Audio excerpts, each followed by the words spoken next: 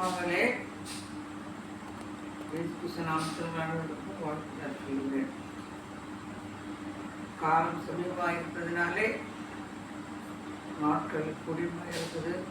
அநேக மக்கள் ஆண்டவருக்கு பயப்படாமல் மனம்போட போய் கொண்டிருக்கிறார்கள். அதனாலே நம்ம ஆத்ம ஆதாயத்தோடு நாம் என்ன செய்யணும்? கர்த்தருக்கு வர அவர்களை ஒவ்வொருவராக பேச வேண்டும், அவர்களுக்காக ஜெபிக்க வேண்டும்.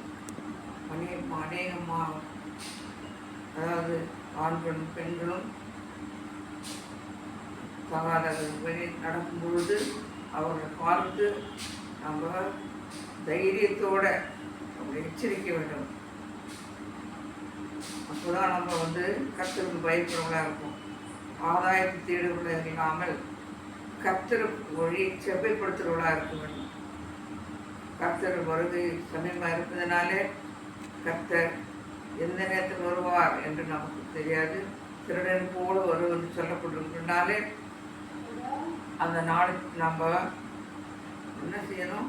மக்களுக்கு நம்மால் இயன்றவரை அவர்களுக்கு தேவவசனத்தை சொல்ல வேண்டும். கர்த்தர் நல்லவர் என்பதை ருசித்து பாருங்கள், அவர் மேல் நம்பிக்கையாக இருக்க மனுஷன் பார்க்கலாம்.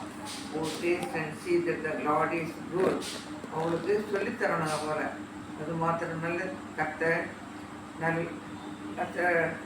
எப்படி இருக்கிறார்? அந்த செடியே அவர் ரெண்டு புள்ளிலிருந்து வைத்து அவன் தண்ணி கொண்டு விடுகிறார் சொல்லுவேன்னு சொல்லுறது.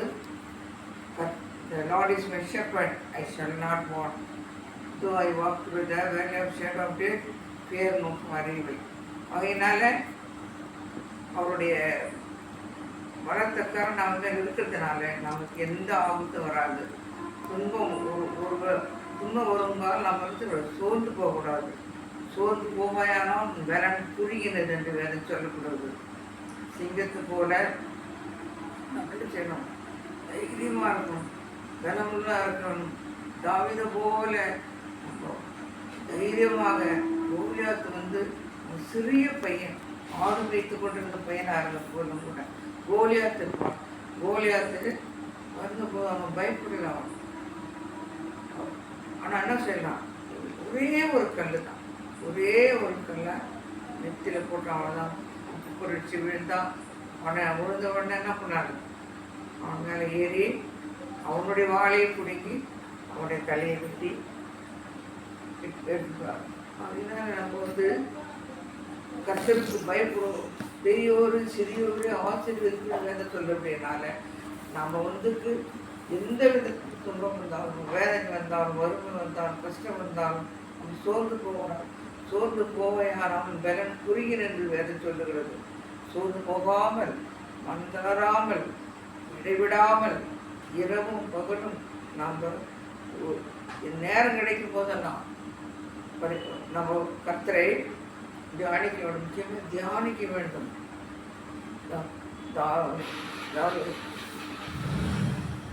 அதாவது தானியேல் 3 வேளையும் ஜெயித்தான். 3 வேளையும் அதை மூடிக்கொண்டு ஜெயித்தான்.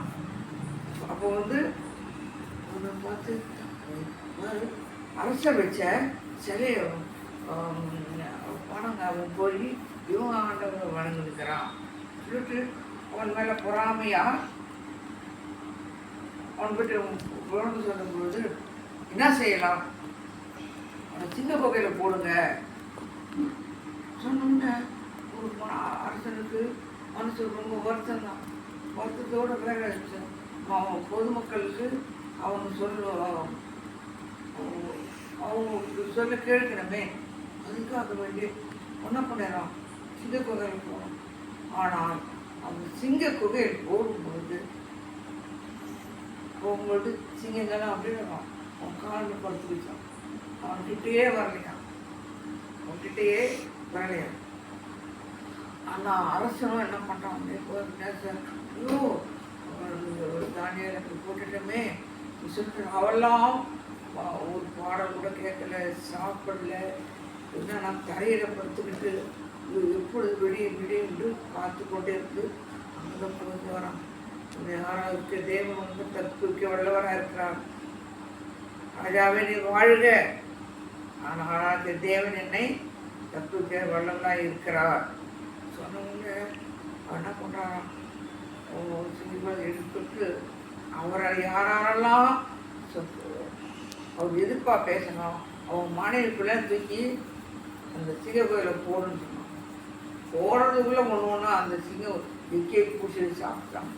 இதனால் கர்த்தரை தேடுவர்களுக்கு ஒரு நன்மை போலே உனக்கு எத்தனை எத்தனை எதிர்ப்புகள் வந்தாலும் எத்தனை விரோதி வந்தாலும் ஒரு வழியாய் வருவார்கள், 7 வழியாய் போய்விடுவார். நேரம் நமக்கு இந்த காலங்கள் சொன்னதுனால நம்மளை முக்கியமாக நம்ம புஸ்தகம் வைத்துக்கொள்ள வேண்டும். அதோடு கூட மற்றவர்களையும் நம்மளை போல புஸ்தகம் வச்சிருக்கிறவர்களுக்கு நல்ல பாதையை காட்ட வேண்டும், நல்ல போதனை தர வேண்டும், நல்ல நீதிமொழிகள். அதாவது தாவீது ராஜா 1300 பாடல் பாடியிருக்கிறார். அதெல்லாம் அவங்களுக்கு சொல்லி அவங்களுக்கு தெளிவுபடுத்தணும். கர்த்தர் மேலே பாசக்காரங்க, கர்த்தர் உங்களுக்கு எந்த துன்பம் வந்தாலும் அவங்க கைவிடவே மாட்டார். நீ சோர்ந்து போகக்கூடாது சொல்லி நீங்கள் மற்றவர்களுக்கு ஒரு வறுமையில் இருந்தாலும் கூட என்ன செய்யணும், எப்படி அந்த சாதி விளைவி போயிட்டு என்ன செய்யறான், இது விரல் குறிப்பிட்டு இருக்கிறான். பார்த்துட்டு போய் எனக்கு முதல்ல மாவும் கொஞ்சம் எண்ணெய் தான் இருக்குது, நானே என் பிள்ளை சொல்லிட்டு சாப்பிட்டு 2 விறகை கொடுக்குறேன்.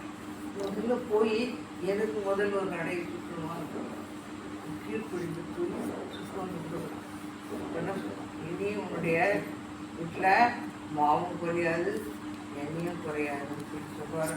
அதே மாதிரி அவளும் பிள்ளையும் பல ஆண்டுகள் சாப்பிட்டாரலாம். ஆமீனா தேவதூதர் கர்த்தருடைய தீர்க்கதரிசி சொல்லும் பொழுது அவங்க சொல்ல கீழ்ப்பிடிந்து, அதாவது ஒரு போதர் வந்திருக்காரு வீட்டில் நம்மளை பற்றி நினைக்காது, அவர்களுக்கு முதல்ல செய்ய வேண்டிய கடமை செய்யும் பொழுது அவ்வளோ ஆசீர்வதிக்கும், அவர்களுக்கு அரவணைக்கும் போது அவர் நம்ம கர்த்தர் ரெட்டிப்பான நன்மையை தருவார். அதாவது ரெட்டிப்பான நன்மைன்னு சொன்னால் எக்ஸ்பீரியன்ஸாக சொல்கிறேன். ஒரு பாஸ்டர் சபை வச்சிருந்தார். நான் சேவை அந்த சர்ச்சையை சொந்தக்காரங்க அந்த சர்ச்சைக்கு போகிறோம். அவங்க கீழே வைப்பாங்க ராபோஜனத்தை. நான் சொல்ல ராபோஜனத்தை கீழே வைக்கக்கூடாது சொல்லிட்டு போய் நான் என்ன சொல்லிட்டு போனேன், பெரம்பில் ஒரு டீ போய் வாங்கி கொடுத்தேன். அது மூடுறதுக்கு ஒரு வெள்ளை துணி வாங்கி கொடுத்தேன். அதுக்கு வாங்குறதுக்கு 600 ரூபா தான் ஆச்சு. எங்கள் ஆளை நான் சேர்ந்து எங்கள் ஆளை அப்போ கட்டலை. நம்ம ஜெயிச்சுட்டு வெளியே வரும்பொழுது கடைசி படி இறங்கும்போது ஒரு சின்ன காயின் என் என்ற ஒரு டாலர் இருந்துச்சு. என்னன்னு என் பெரிய தம்பி பேர் நீதினாங்க இல்லையா, அந்த எண்ணெய்னா அதை உடனே எடுத்துக்கிட்டேன் நான். ஆனால் அது பவுனோ பித்தளை எனக்கு ஒன்றுமே தெரியாது. நான் என்ன பண்ணேன், சரி எடுத்துகிட்டு போய் என்னுடைய மாணவன் அவன் நாக்கடை வச்சுருக்கான், சேர்த்து போய் அவன் போய் இந்த பணம் கொடுத்தாங்க. அவன் என்ன நினச்சிக்கிட்டான், ஒரு டீச்சர் விற்கிறத வாங்க காசு கொடுத்தவன் கேட்கணும்னு சொல்லிட்டு, டீச்சர் 700 ரூபா தரான்றான். நான் செலவு செய்து 600 ரூபா, 700 ரூபாயா தரான்றான். ஒரு சர்ப்ரைஸ்.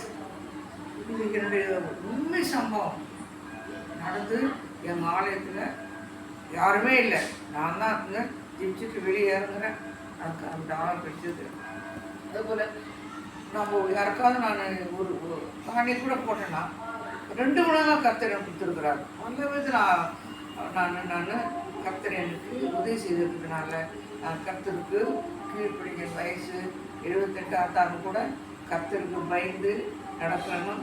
அது மாத்திரமல்ல, எனக்கு நல்லானது நான் ரிட்டையர் ஆகிட்டதானே எனக்கு அதாவது பல ஆண்டுகள் ஆங்கில மீடியத்தில் வேலை செஞ்சேன்னா எனக்கு சர்வீஸ் குறைவு. எனக்கு பென்ஷன் குறைவு இருந்தாலும் கூட அதில் கொண்டு சிலருக்கு நான் உதவி செய்வேன். அதனால கர்த்தர் என்னோட கூட இருக்கிறார். என்னுடைய அவருடைய நோக்கம் என்ன எனக்கு தெரியும். அவர் மட்டும் தெரியும். அவர் வச்சிருக்கிறாரு விழுகிறார்கள்.